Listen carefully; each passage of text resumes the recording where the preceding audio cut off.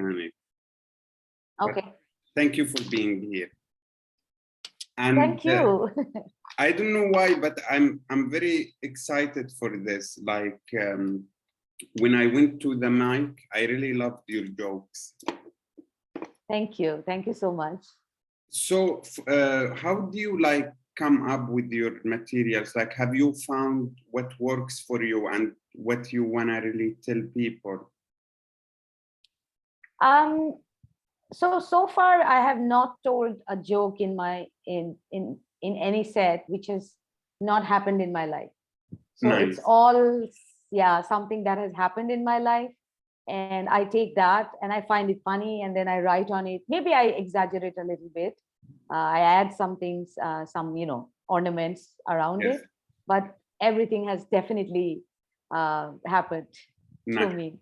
Nice. So do you like, if something happened in your life, you tell it, you exaggerate, and do you try to twist, to bring like some twist that like people didn't see coming? Like how do you try to build your joke?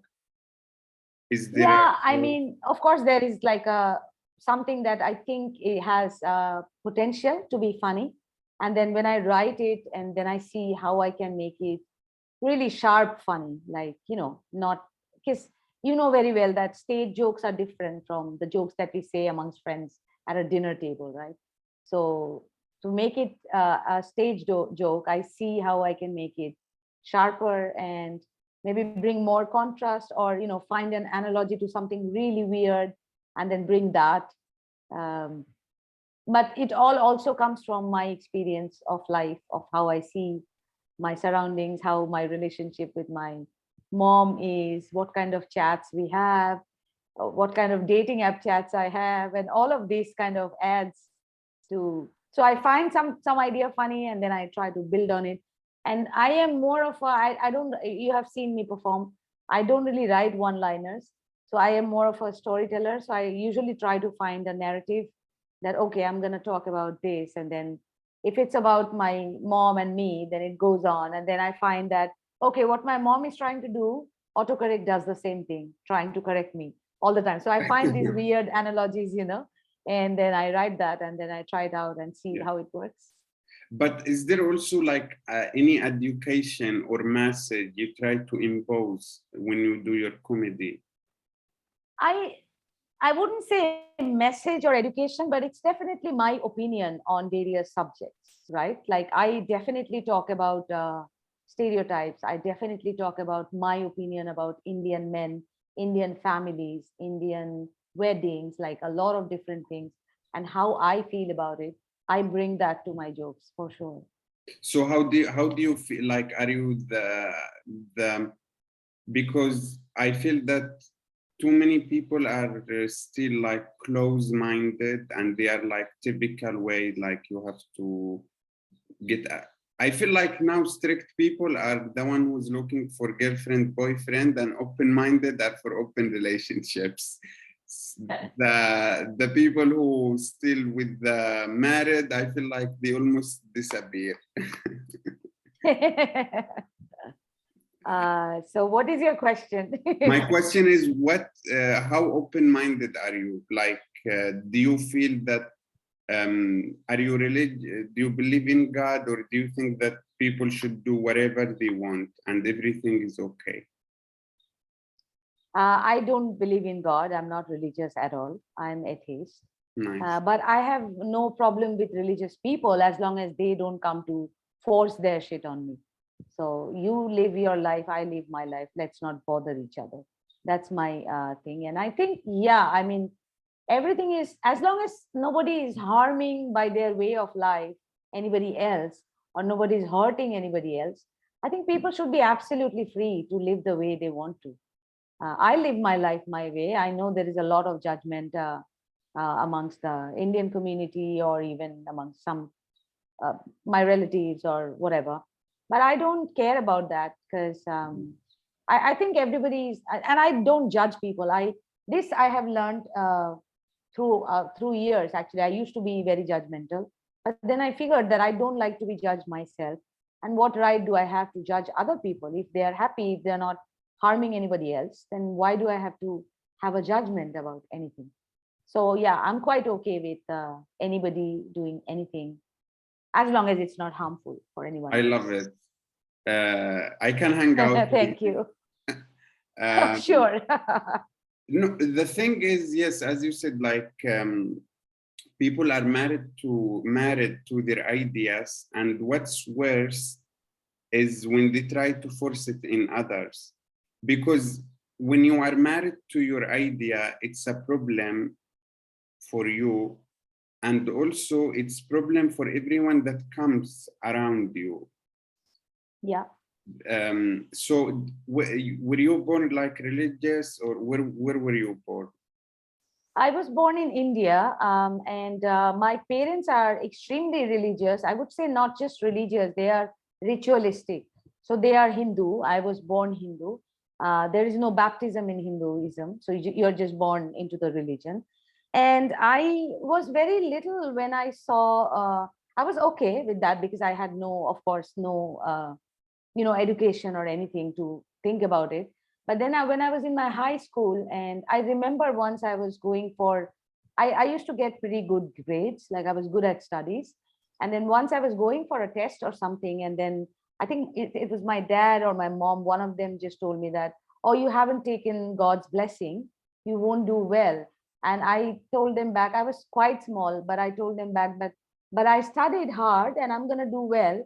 Why would I want anybody else to take credit for my efforts? So no way. So from my very first board exam, I stopped absolute worshipping gods and all of that. Of course, my parents weren't happy about it, but I said that, look, things are still okay, my grades are still fine, I'm doing great, so I don't need your God's blessing. It's just how much effort I put in the studies, that's what is bringing the results. So I became an atheist pretty early on. And what you said is very interesting, that people are married to their ideas. I think ideas also go through changes, they evolve, and people also go through changes through life's experiences, right? They evolve. Like 10 years ago, what my belief was about a particular subject is not necessarily the same that's today, because everything around me has changed. New technologies have arrived. So, how can you be so stuck in?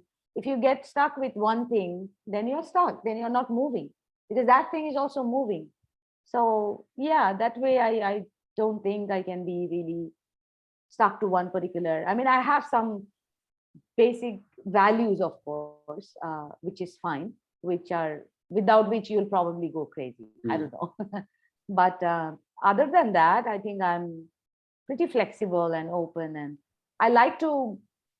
I mean, I really believe that people don't always have to agree. Like, it's perfectly fine to disagree and still be friends, still talk.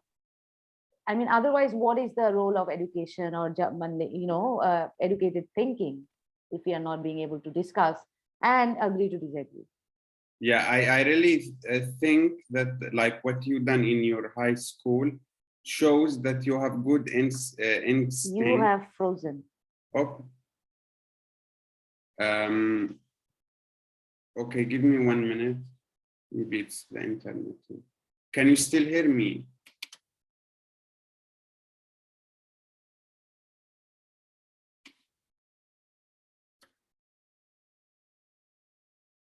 You were frozen for like a minute or Okay, something. we are back. Thanks God. Mm. I don't know which one. I grew up as a Muslim, and yesterday I was trying to make to joke with someone, and I wanted to write the name Allah, but I didn't know how to spell it. So I went to Google and I'm like, what's the name of the Muslim God? And it's like, but what I wanted to tell you is what you've done in your high school shows that you have really good instincts and like you are smart. But what I wanted to tell you is I feel that we don't even have access or control on the change for us on the long term, or how we will be in 10 years. We only have access of choosing who we want to be around, because the people that around you, they will make you who you are. And also I feel that we are organism that adopt ideas. We adopt, and many people are not aware, or for example, they just take the idea from their parents. They hang out with like, okay, he's my neighbor. This I went with him to school. This is my cousin. But I do believe that you should really be also selfish with the people you hang out and with the ideas you adopt. Mhm. Yeah, I think that's what critical thinking is about. I think people, when they choose ideas from their parents or anything, I think they are just being lazy. They don't want to, really work harder and really ask questions because they are scared, because these could be uncomfortable truths. I know I have a very, very religious friend. I lived in Bangladesh, which is a Muslim country, for Mm, 5 years. I have very good friends who I remember when we were discussing that book by Yuval Noah Harari. What's the book called? Sapiens. So I read that book and he read that book and he got so disturbed. He was telling me that this book is making me question all my, religious principles, all my religious beliefs of all these years. But he was still open to it. He still finished the book. And that's what I call that. That's a nice critical thinking, that even if you don't agree, but at least you are open to read the other side, what they are saying, and you're not really denouncing them. So that's how you probably choose your tribe also, like who are the people who are open enough to have a discussion on any topic on the world. And you may not agree, but at least you're open to listen to others' ideas and not just, this is what the fundamentalist problem is, right? They are constantly trying to say this is right, everything else is wrong. There is no right or wrong. There are several different ways of living or life's ways, and people find their own, whatever gives them peace. And I think we should be open to all of that coexisting peacefully. yeah, I also believe that like bodies are unfair and minds are unfair. Like everything is unfair here. But the reason why I think some people choose not to follow their parents or like what you did in high school, I think that these people have maybe better machine or better, like also maybe their brain is different. They are willing also to take more risk. I feel Could also. be, could Uh, be. do you agree with this? Yeah, I think so. It could be because, yeah, I think you're right when you're saying that they are open to taking risks, and maybe they are a little different from others. It's probably true. But the number is not really necessarily small, because I also see a lot of, some of my friends definitely who are really close to me, they are also kind of similar to me. And that's why probably we are friends. Um, yeah, so I don't think the number is really that we are really niche people and there is not too many people. I don't think like that. Because see, I mean, we just met at an open mic online and then now we are talking, and we already see that there are many similarities, right? That in our beliefs and thought processes and all that. So yeah. So, but do you also do you think that some people were born, for example, followers? Some people were born leaders. Uh, I think leaders can be cultivated or made leaders also, but some people definitely have those instincts. Because I was born like this, like to question things and any authority, including my dad. It started with my dad, who was the patriarchal, authoritarian figure in our family. And it started pretty early on. So I would say that, yeah, some people probably are born with those instincts to not just follow, but ask questions and find their own ways or find their own answers, and not be comfortable with just whatever is being fed to them. Nice. So now you told me you are in which country? Yeah, Vietnam. Vietnam. Nice. So people like honestly, like for example, me when I hear Vietnam, I feel that first of all, everything that comes from Vietnam is will break fast. It's like the worst quality. That's all I know about Vietnam. And also, Vietnam is it considered as also poor country, or so? How is Vietnam? It is, I would say, it's not one of the poorest. It is a growing economy, and in the last 10-15 years, it has really grown a lot. It's one of the very upcoming and growing economies in Southeast Asia. It's definitely not as rich as Japan or Korea, but it's definitely richer than, let's say, a Cambodia or a Laos, that kind of thing. It's a competitive economy, and they are really trying to grow. It's not very poor. I mean, especially the city where I live in, it's very westernized, it's very cosmopolitan. A lot of expats live and work here. And I mean, a lot of big brands and companies, corporate companies are here. So yeah, I would not say it's really poor. It's growing. And we are in a good time frame when it's really picking up. And is it safe? It's very safe. Like, that's one thing that I noticed the moment I stepped in Vietnam. I came from Bangladesh, where I was like, even in daytime, I was holding my purse like this because I might get mugged anytime. Yeah, even at 9 a.m. in the morning. It was very unsafe for especially a single woman to even get an apartment. It's just such hassle. The first thing I noticed here is that, oh God, it's so safe, especially for women, because women also drive the economy here. Majority women work, so it's very safe to be a woman in Vietnam. I would definitely say that. Great. And do you feel that the same level of safety doesn't change with the race? Like, for example, if you look like from Bangladesh, you might be safer if you are blonde or Arabic, or it's all the same? It's all the same. Yeah. It doesn't matter where I'm from, because I'm brown. I mean, they might not even consider me expat like the white people are considered as like premium expats, right? But still, it's very safe.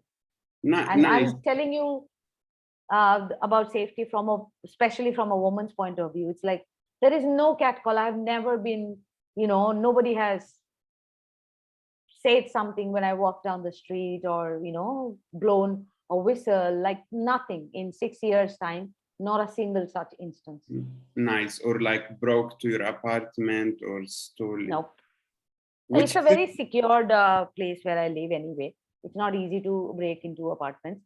There are some little bit of here and there, some bungalows I have heard that there have been some break-ins, but it's very infrequent, very rare. And which city you are in? Are you in the capital? No, the capital is Hanoi. I'm in Ho Chi Minh City, which is kind of a business capital. So I don't know if you know enough about India. Like, India's country capital is Delhi, but the commercial capital is Mumbai. It's like that, basically. Nice. And for example, how much do you pay for the rent, like one room in where you are? I have a 2-bedroom apartment, and my rent is around $650 a month. Wow. Yeah. Okay. And how is it beautiful, like the nature? Yeah, it's extremely, the whole country is beautiful. It's like a lot of nature, natural places. It's quite beautiful. Nice. And open mics, do you do like every day? Is there comedy where you are? How's the comedy scene? It's a small scene, but there is a scene, and it has been going on for quite a few years. So even before I started, and yeah, there are. So before pandemic, there were a lot more open mics. During pandemic, a lot of bars closed down. So right now we have two regular open mics every week, and then probably one is we just started on a Sunday. We will have to see. This guy used to do this open mic before pandemic every 2 weeks, and now we will have to see because the restaurant location has also changed. We'll have to see if he does it every 2 weeks or every week. But there are 2 open mics which happen every week. But earlier it used to be more than that. I think there were 4 or 5 open mics every week. Because honestly, I still have to wait for a couple months for to get to Toronto, and where I am, there is no comedy at all. Like there is no, and they still even don't know about it. So I'm also thinking maybe if I should move for this couple months, for example, to Vietnam. So that's why I was asking you. Okay, it's a small scene. I mean, we had a kind of a visa exodus where a lot of expats kind of had to go home. So we lost a bunch of quite good comics in that process, because Wow. you have to have a job, and your residence card is like related to your job permit, work permit.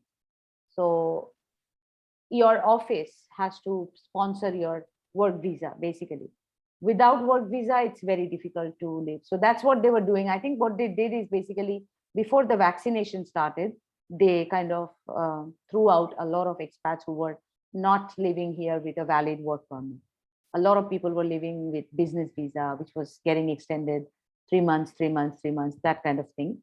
It was easy. You pay the money, like bribe immigration officers or agents, and you get it done. But then before the vaccination began, they got very strict, and all the illegally staying people, they were asked to leave the country. So after that happened, then they started the vaccination and then got it done basically. So I think it was a politically strategic move to vaccinate kind of those who are legally staying in the country, probably.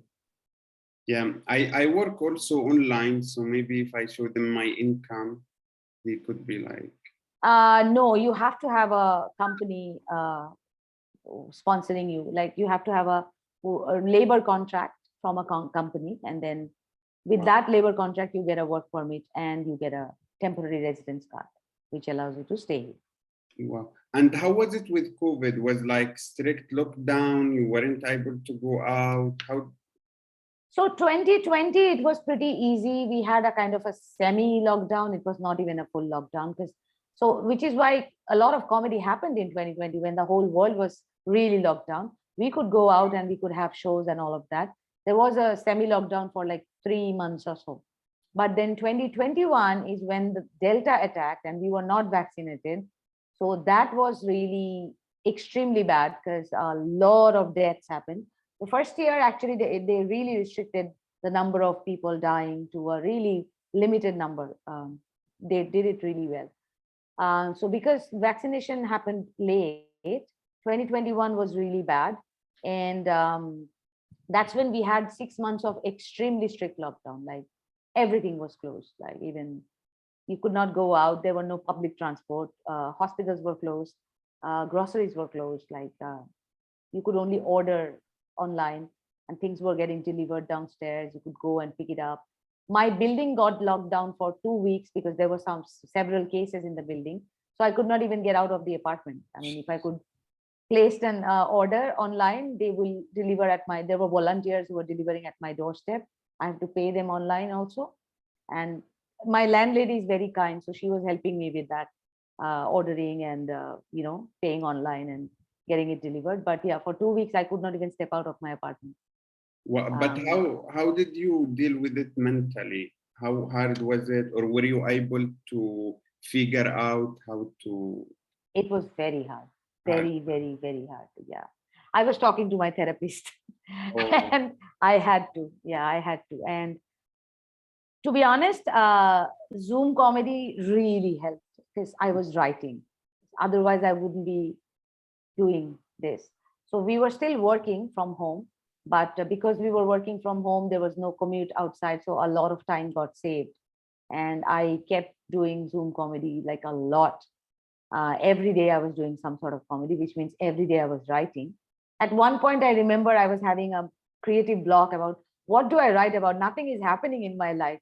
Then I started writing about the appliances at my home, and I have a full bit about my relationships with my appliances, my blender, my oven, my non-stick pan, and I wrote about everything possible. That whatever I could see around, I wrote about that, and they were good. I'm happy that Zoom comedy really pushed me to continue writing and performing. Now, is that how you get to comedy? No, I started comedy in 2018, 19, I think. Yeah, that's when I started doing, when things were open, things were all right. I was doing live. I did a workshop first, and then there was a showcase from the workshop participants. So I performed first time, and then I started going to open mics more and write more. And as I was saying, that 2020 is when comedy still was happening here. So there were still live shows happening. And then in 2021, I majorly focused on Zoom. No. And for example, have you read any books about comedy? No, to be honest, the first book on comedy that I bought was from my recent trip to Los Angeles. The uh, comedian who runs this festival, Bobby Oliver, she's quite well known. She has a very good book called The Tao of Comedy. So since I was there, I bought that book and got her signature in it. Oh, And I started reading it. Yeah, it's quite nice. It's a good book. So because I did a workshop with her, and I found whatever she was saying was quite relatable. So I thought that I should buy the book. But otherwise, I haven't really read about comedy. That's it. so what, like, I don't know if this,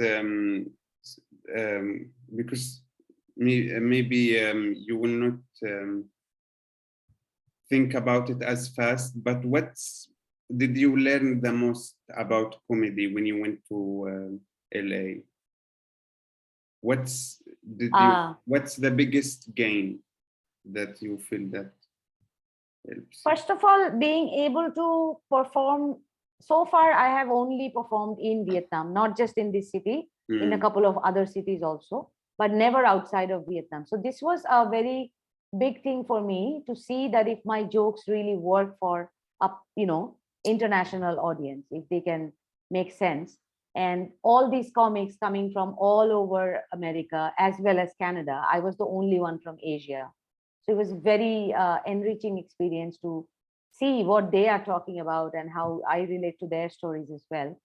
And I would definitely point out the quality of audience. Like, they are comedy audience. Like, they come prepared to watch a comedy show. So, they know where to laugh. They're not here. We see a lot of inexperienced audience comes to our shows and they are talking amongst themselves. When people are performing, we have to, as when I'm hosting a show, I have to literally tell the people that please don't talk amongst yourselves when somebody's performing. Please don't talk back, or when somebody's delivering, unless a comic is talking to you, don't talk to the comic and stuff like that. So that happens a lot. This was really proper professional audience also. Like, they know Nice. how to behave in a Wow. comedy club or a comedy show. That's amazing. I feel you, because I'm doing also comedy here. I'm the only one, and I have the same problem that people don't know how much effort we put, and you are standing up there, and it's a little bit shows you like, but whatever, everyone can do whatever they want. But I really like, because also that's why I wanna get to Canada as fast, and to America, to find, as you said, professional audience. But I do feel that if you are able to control the unprofessional and also to start from here, the professional might be so easy as well. So, Yeah, true. but also what I was asking, what's like, what lessons did you learn when you went there, as for comedy or for life? As for comedy, I would say the biggest lesson I learned is that the comedian who runs this festival was also telling us during the workshop, is to pause, learn how to pause. I think that's something. So she was saying that sometimes, okay, you pause briefly and they don't laugh and you rush to the next joke. No, pause a little more. Maybe they're taking a little more time to figure out your joke. So pause as long as you want. And I have this tendency that if I see that it's, especially if it's a tough room, people are not laughing, then I tend to rush to my next jokes. But I learned that and I immediately applied that, and I saw that, oh, it works like magic. The moment you pause, people know that it's like a cue to the people. This is the place where I can laugh. I should laugh, Mm, and then it just, if you pause a little more, the laughter really gets kind of spread across the room, and then you can go to the next one. So that was really a good learning for me of managing the pauses. oh, that's cool. And I think also we are so afraid to pause because it's like you are taking the risk. Like imagine you pause for like and longer and nobody laugh. It's like a little bit embarrassing, but I feel like you should seek these uncomfortable situations and suck Yeah, at them so they can be good. better. Yeah, and then I now when I see that the room has gone really silent, I even tell them that, oh, that did not go down well with you guys. Like I make a joke about that, and they always come back, when I do that. So it gets lightened. So this is something I can do now. I can think a little bit on my feet and interact with the audience, whatever way they are feeling, to bring them back. If I see that I'm losing them, I can kind of try and bring them back to the Nice. set. So yeah, that's a learning as well. And I also, for me, like comedy is so healthy. And also, the more I read about it, the more I learn it. I really love it. Like I was reading the last time that we are, there are too many things that we have not good feeling about it. For example, or we are against it. And comedy is the way to release that Yes. hate or tension by like ridicule that things. So for example, for me, I know people are not happy with arranged marriage, especially the people in Europe or in the US. So I try to make it to make fun of, because also there are too many Muslims and Arabs that travel to countries like Europe and America and want everyone to be arranged married, not just like, as you said, that, okay, we are arranged married, they do whatever they want. No, they think that everyone should be arranged married. So I feel that I'm coming with another image as Arabic, as coming from Muslim background, and I'm even making fun of all these things. Yeah. Plus, I feel it's healthy, like when you laugh, and they also say that you need to be a fool when you are entertaining the audience, and they say you are the fool, but you are in charge. Yes. Yes. So it's just beautiful art. Like it adds something to my life, and I enjoy it so much. How is it with you?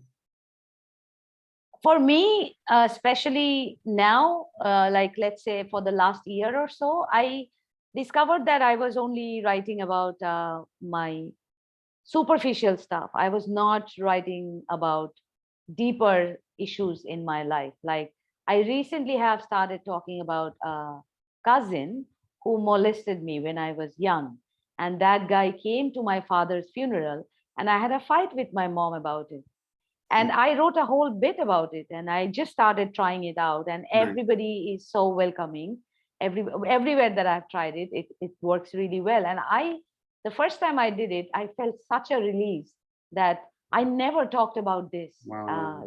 I could never feel that I could talk about it to a room full of strangers from a stage and get that kind of response. And so it kind of inspires me to write about everything that are deep down in my mind, that it's not just about, so my relationship with my dad passed away, my relationship with my mom, which is very troubled, but I am now writing about all of that, and so I think it's also a way to, for me to, as you were saying, it's a release from my personal truths also. It's like it feels so light to be able to talk about it, not in a therapy session in front of a therapist one on one sitting on a chair, but in front of 50 strangers, and see how they relate to the story, how they feel touched by it. And that's amazing. That's just really amazing.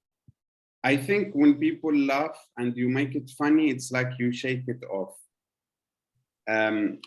What I wanted to tell you is I start to feel that comedy, it's an art, but it's also like science. I feel that there is a way to manipulate, like you need to understand humans' brain and what make people, in order to make people laugh, you need to know them more than themselves, how to laugh. That's In true. the aspect of making, You said a beautiful thing. Yeah, I you totally need agree. you need to be an expert.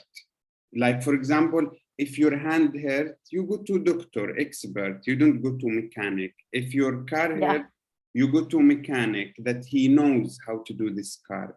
If you want to laugh, you go to someone who knows how to really how to make manipulate you laugh. and make Yeah, you laugh and work on the jokes. But I feel, for example, when you were talking about your cousins, that's really big thing. And especially, I feel like this is one of the worst thing people can do. And everyone in this world are against it, unless they are not good or something wrong with them. So I feel that when you bring it up, you really, in a comedy way, it's really beautiful because you make people aware, people relate to you, and also you make it funny. You release the yeah, tension. yeah. But what's, and there are too many comedians. They have too good materials. But the problem is they didn't find the right way to work it out. And I think the problem is I meet too many comedians, and even in my podcast, that they are stuck with one way and they think that, and they never want to change or be open to learn or read books, or like they have Mm. one way or one idea how to be comedian and they never want to change. Mm. No, I think it's also a journey. This is an art form where we express ourselves through this art form, but it's a journey as well. I mean, within as well as outside.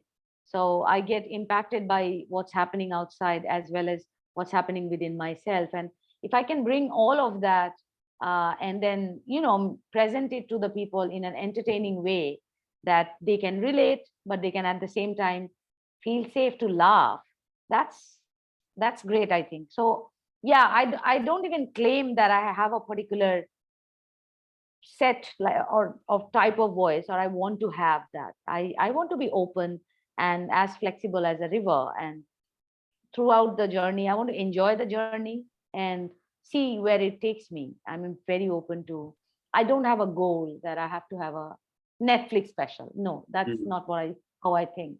I just want to, like this year I was thinking, okay, this year I will focus, all my travels will be comedy related. So that's what's happening basically. So Los Angeles happened, and I'm going to UK. I'll be doing Edinburgh Fringe, I'll be doing Camden Fringe, and I want to just keep doing that and see more comics, get in touch with them, see what they are doing, and hone my craft and see where it goes. It doesn't come with a carrot at the end of the stick that this is what you have to become. uh, I think I am rediscovering myself through comedy, and it has so far been a very very rich journey. Yeah, so would you say that comedy is one of the best experience or the things you find in your life? Absolutely, absolutely. I mean, I was always a good writer. I knew that I could write, but so I tried writing films. I of course in advertising my job I write, but then I knew that I will do something with writing. I never had any clue that I will ever go and do comedy and on stage. I was never a funny friend amongst the group of friends. So I was a rather serious person.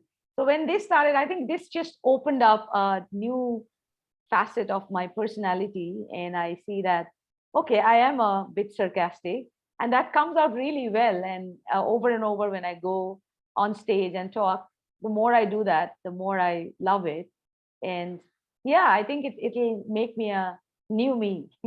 No. And like, do you, for example, feel that you can be more funny if you are drunk or if you are in other state, or you feel like when you are sober, that's when you can?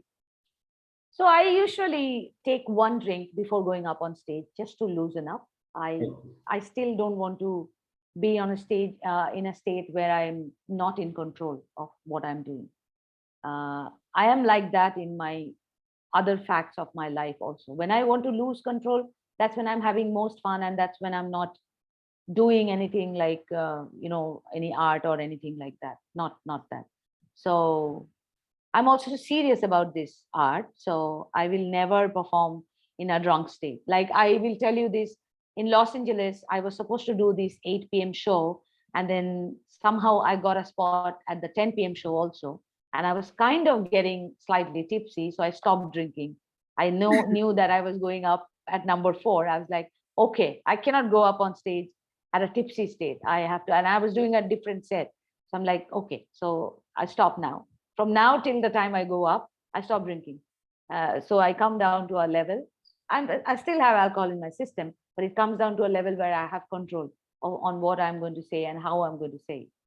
So yeah, I don't think not totally sober also. I'm okay to be a little buzzed. That's fine. That just loosens up. Because there is stage fright, right? Always happens. You're nervous before going up. So a little bit of one drink is good. How about food? Do you try to go on empty stomach? Because they say when you perform with full stomach, it's not. I feel like I'll throw up if I eat before. I like have something very light. I really cannot eat before a performance. Yeah, they say that the best is. So how about, like, do you like do any sports, stretching? Yeah, I am very active actually. I play tennis and I work out. I have a personal trainer, so I No. work out with him. Yeah, I'm quite active.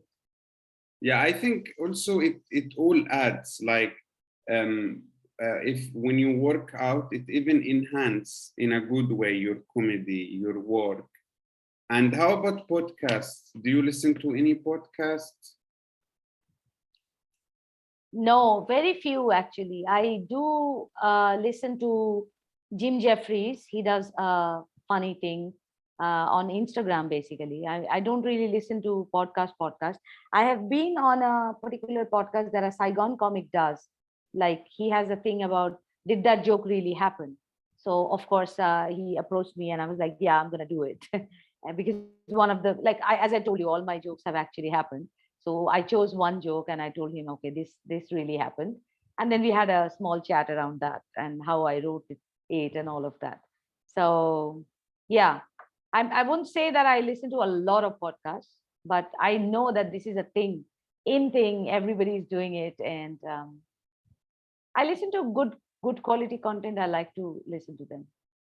Yeah, well, because for me, I came from Yemen, and my father was mosque leader, and it's all, I didn't even go to school. And I found about comedy from podcasts. I didn't even know that. And I was also able to reprogram my mind and to detach from my father education and, like, to be open-minded. So I'm doing this because I really believe in it, and I had the most benefit. So you never done this kind of podcast, which is open conversation, and we are almost. No. And how do you feel about it? Amazing. I knew that this was going to be fun because that's like when I'm talking to a fellow comic, it's always conversations become really interesting because they have a different experience of life. I have a different, I know you live in Cyprus. So I was quite sure that you'll bring to the table your life story. I'll bring to the table my life story. And it'll be a fun conversation. So I was looking forward to it. That's why I said yes. It's just the time zones were so, like when you first told me the slots, I'm like, oh God, I have to like stay awake the whole night or something. But I'm thankful that you have agreed to do it now. No, it's cool. So tell me, how about for how many hours do you try to sleep a day? 5 to 6 hours. Do you think that's good, or that you should sleep more? No, that's enough. I don't think adult people need to sleep more than 6 hours. That's enough. So you feel that works for you? Yeah. Because they say that some people needs 8 hours, some people need 7 hours, and some people needs just 5 or 6, as you say. Yeah, I function well. I'm pretty okay. As long as if it goes below that and for a long time, then is when I like feel trouble. But otherwise, I function perfectly with 5, 6 hours of sleep. And when you travel, for example, when you went to LA, was it easy to sleep, or did you have no? I had the jet lag for the whole time. I was sleeping Saigon hours, and after I came back here, I was sleeping LA hours. So it was very fucked up. Well, but also they say that when you change, when you sleep outside your home, there is part of your brain that don't switch off as when you sleep in your home. Did you feel this? Yeah, totally. I could not sleep. I mean, I literally slept for like 2 hours for the whole week. So I was taking naps in the noon time because, all the comedy open mics were happening in the evening. So I would always come back to the hotel and sleep for at least 2 more hours during daytime so that I'm functioning well. Because like 3:30 a.m. I'll go to bed and 5:30 I'll wake up. I'm like, what's happening? So that stayed the whole time I was in LA. Oh my, but some people, nothing apply on them. You can throw them anywhere and they will sleep.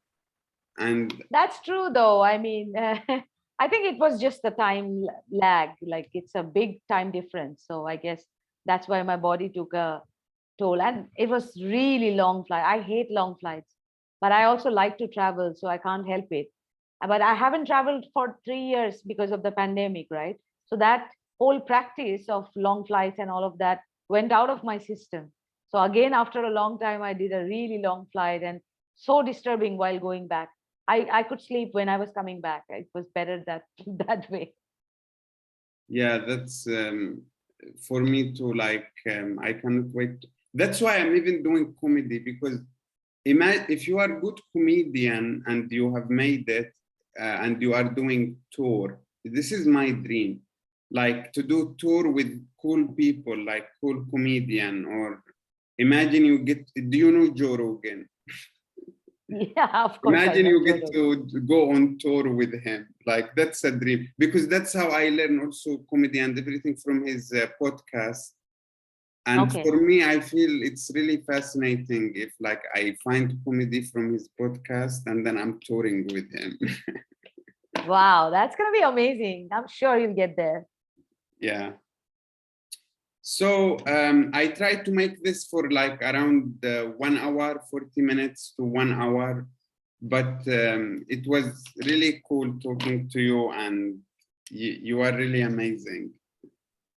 Thank you. You are too. Very, very amazing.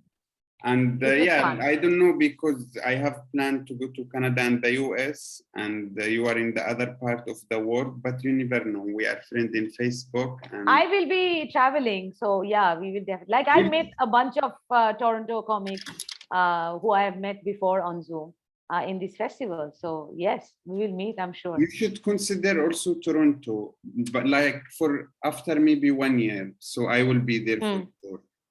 Have you considered Okay. Toronto? Have you considered? No, I have not. No, I have not. So when I get there, I will also hit you up. I will like, listen. Okay, cool. Okay, thank you so much. Thank you. Where will this be published? When On will I YouTube know? now, and On YouTube. on Okay. YouTube, I don't have specific time, but like 2 days, 1 day, 3. It depends on my mood. Okay. I don't have a Okay, boss. cool. You let me know. You let me Yeah, know. in the couple days, as soon as I publish it, I will hit you up, so you Okay, will be cool. notified. Thank you. Bye bye. Okay. Thank you. Bye.